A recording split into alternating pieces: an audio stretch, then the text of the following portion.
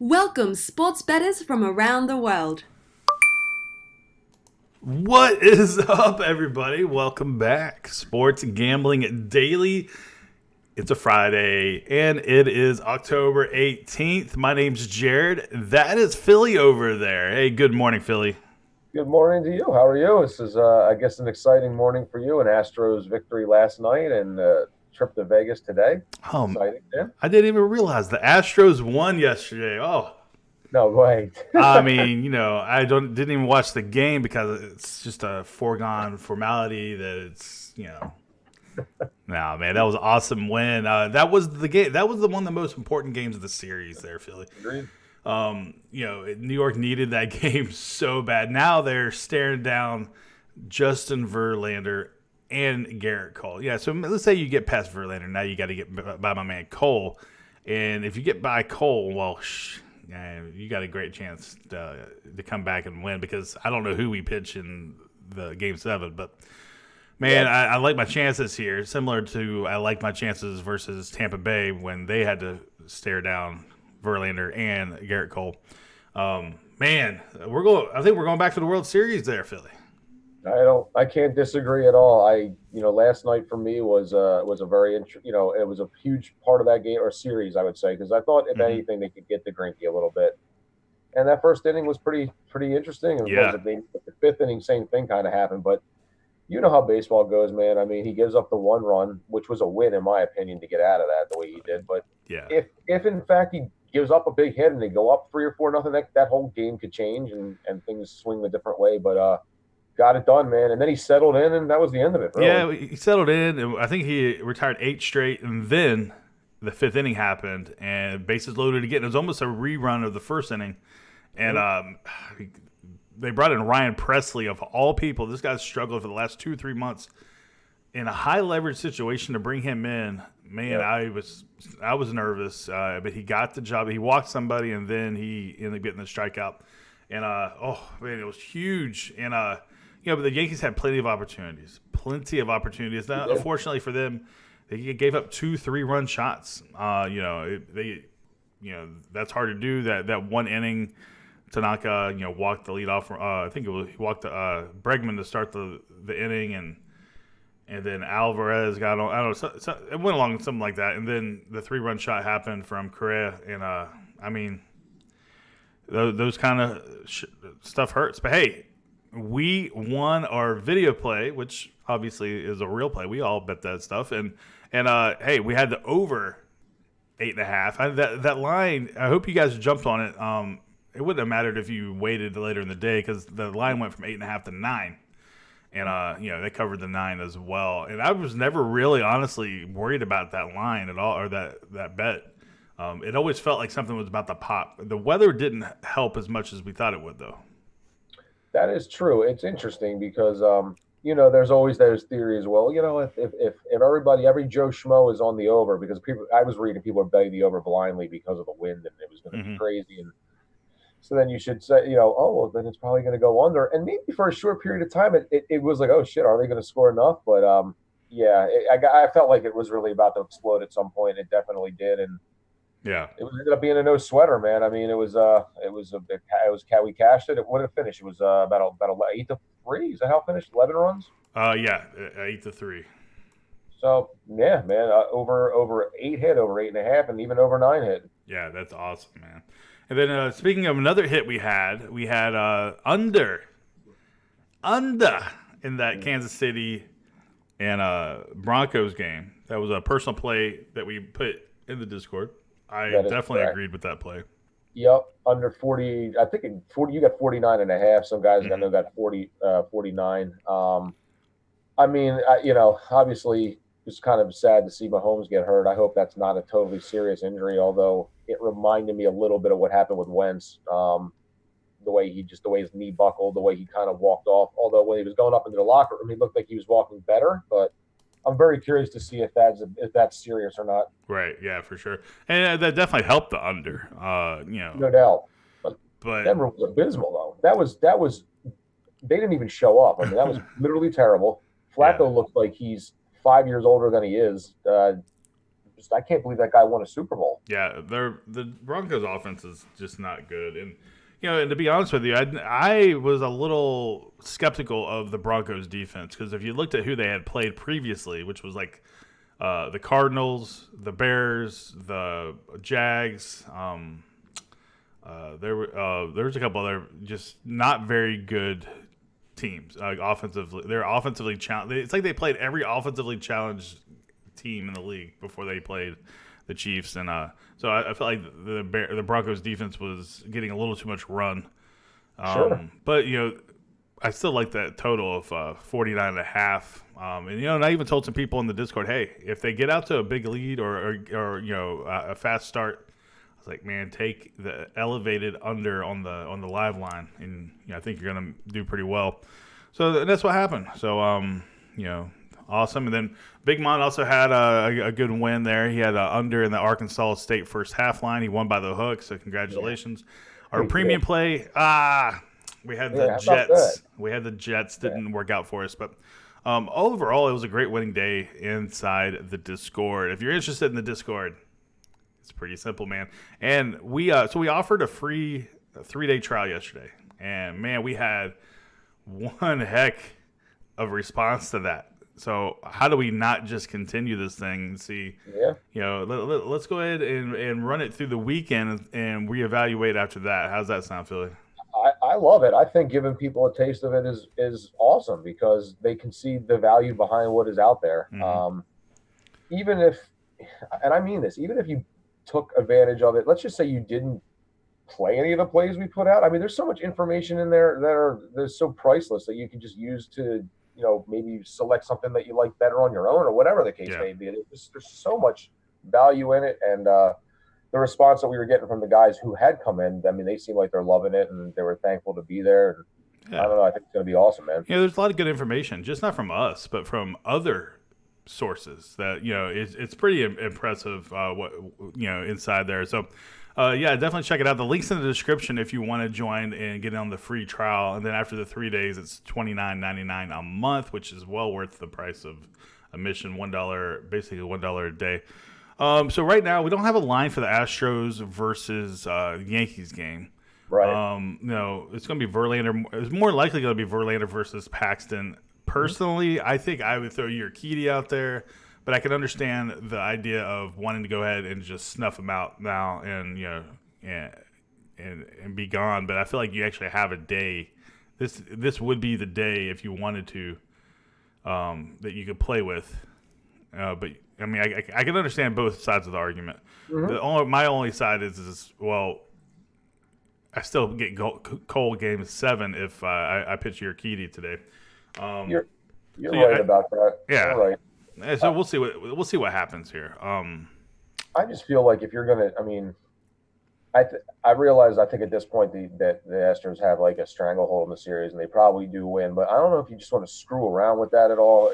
Give the Yankees any life. If you're going back to Houston, go back to Houston because you're going back to fly back to go play Washington, not because you have to play another damn game. Yeah. And it'd be pretty sweet to, have the champagne party inside the Yankees visiting locker room. Sweeping the Yankees at home. Man, that's a way to humble all those guys out there. And man, I can't wait to be in Vegas. I hope I'm there in time to be able to give Big Mon a good look in the face, good look in the eyes when we clinch today. Yeah. He might just stay in his room. Big Mon, if you're watching, I'm coming for you, baby. I'm coming for you. All right. So we can't really give you a good. Yeah, what do we do here? Yeah. So what we're going to do is there's 4 NCAA games. And, guys, I can't stress this enough. We're just giving you leans. These are not official picks. Yeah. But we're just going to give you where we lean. And, you take it or leave it. But that's pretty much all we can do here at this point. So, without further ado. Yes, sir. All right, Philly. We're, guys, remember, leans. These are not official plays, okay? All right, Marshall versus Florida Atlantic. We got Marshall coming in, getting 5.5 on the road. Over-under is 58.5. Mm-hmm. What do you like here, Marshall or Florida Atlantic? Well, actually, what I was reading this a little bit. I guess I might lean Marshall if you're giving me a side, but I was looking at some of the over under trends on this, and the the under is 7-0 in the Owls' last 7 games after allowing more than 280 yards passing. Under is 6-0 in the Owls' last 6 home games. The under is 6-0 in the Owls' last 6 games on grass. The under is 5-0 in the Owls' last 5 games at home, and it's a favorite. I don't know. It's got a lot of under trends to it as well. Yeah. So are you might thinking lean more Thundering under. Herd in the under? Yeah, under might be the play. I actually love playing unders, as you probably can tell, and I think if you find the right spots, they're valuable, man. Yeah. Philly's ticket nickname is winner. the Undertaker. The Undertaker, that's what they call me, right? But because I joke around, as soon as you print the ticket out, you're holding a winner until it's not a winner anymore. You know, so, That's how I feel with my Powerball ticket every time I buy one. yeah, oh, sure. I start like, I'm going to buy this and buy that. All right, yeah. So Marshall, give me the Thundering Herd plus 5.5 and under 58.5.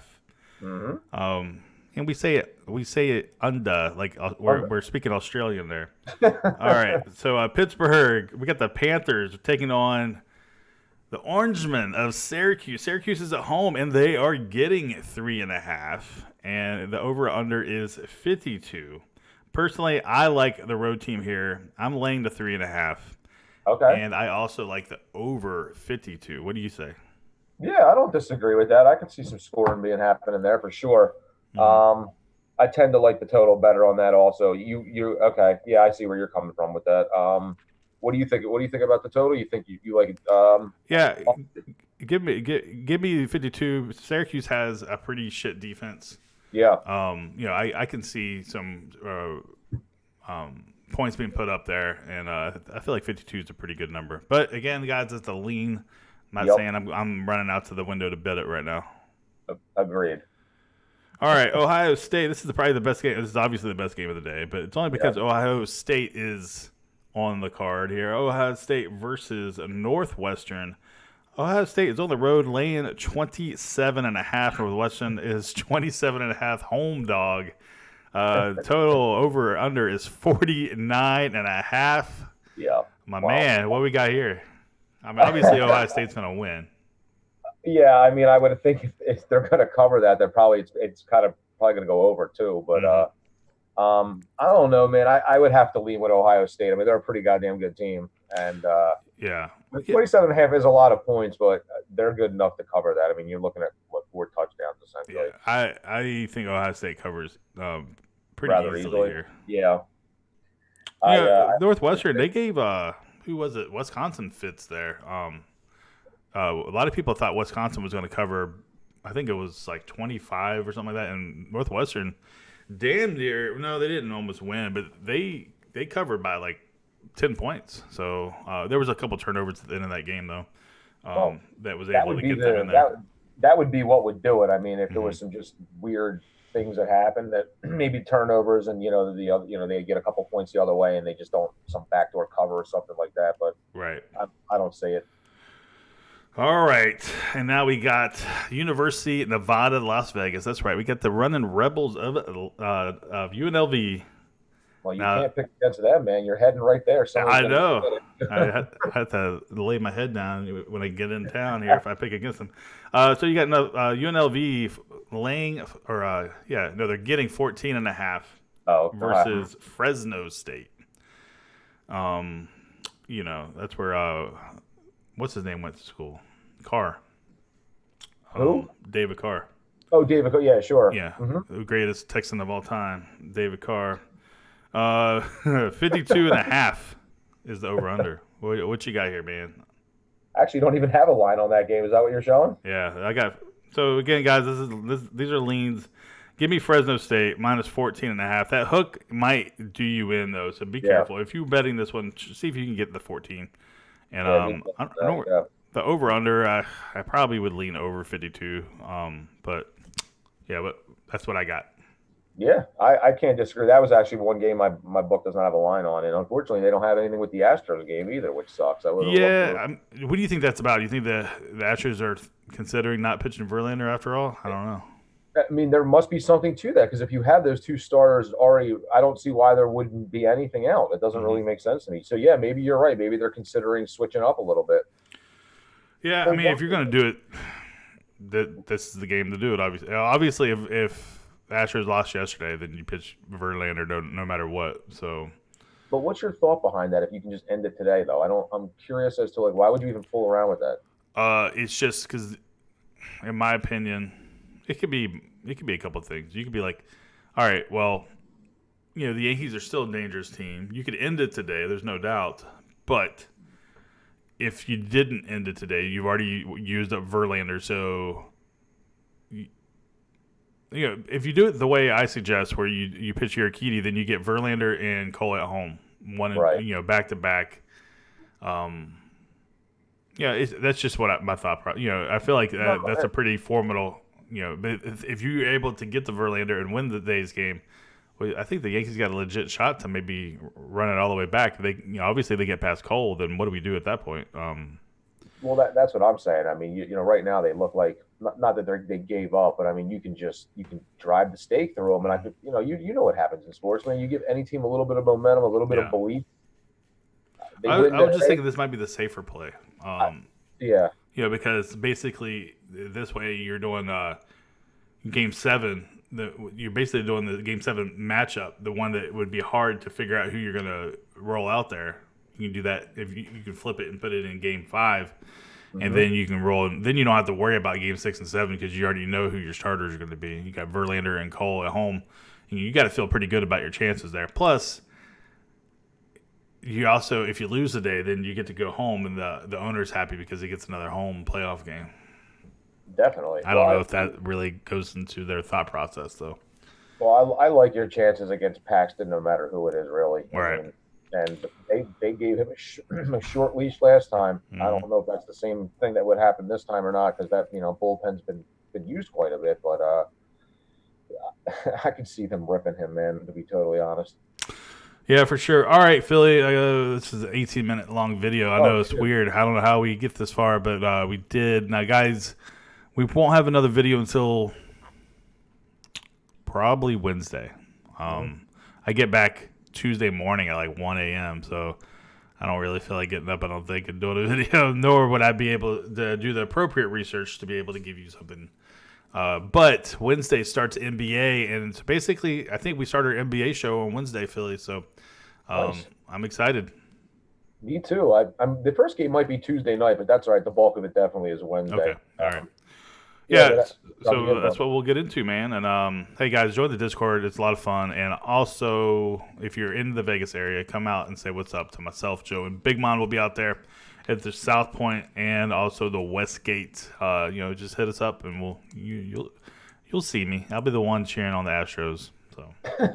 Now, I do see there's a line here real quick for the over-under on the amount of hot dogs the three of you will consume over the weekend, and it says it's 105 at -160. Yeah, the hot dog vendor is sweating right now. He's like, I don't know if I'm going to have enough ready. Yeah, it's funny. I called Joe yesterday, and he's like, damn it, I'm eating 2 hot dogs right now.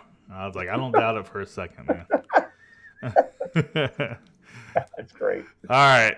Video is too long, and people are going to be upset. So, hey, guys.